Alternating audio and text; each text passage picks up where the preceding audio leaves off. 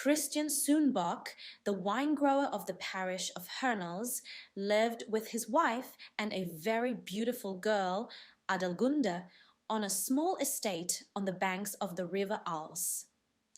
Gundel was not like the usual children in the village, but had something noble about her, and it was said that she was not the biological daughter of the Soenbachs. When she had grown into a splendid maiden, she chose Peter Riemandel, a school teacher who had been transferred to Hernals from Vienna. The two often sat in the garden and talked about their future happiness. One evening, Riemandel asked his bride, "When you are not what you are, when you walk in velvet and silk with runners and footmen at your side, will you still love your Peter?" "How did you come to such strange thoughts?"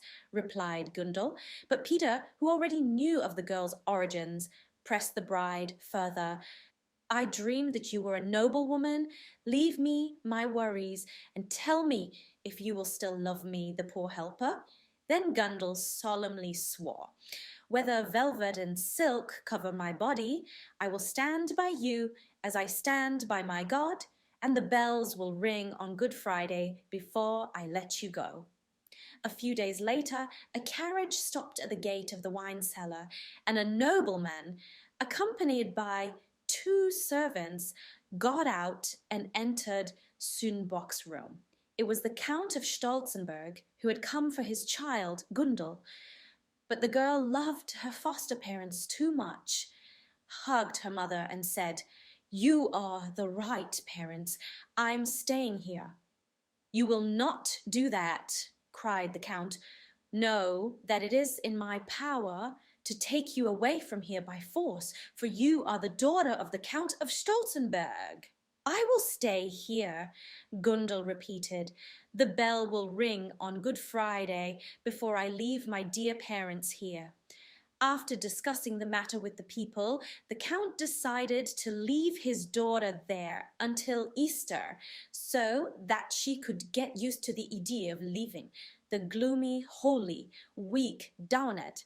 Gundel sat sadly in her room, while Riemandel was very busy in church and parish, and couldn't get away. She probably saw him in the church choir on Maundy Thursday, but she left the house that evening and was never seen again. It was just before midnight on Good Friday when the bell of St. Bartholomew's suddenly began to ring. The people of Hernals were terrified and rushed out of their houses towards the church. The sacristan rushed up to the tower, where he saw a white figure pulling the strings. When the bell struck 12, the apparition disappeared.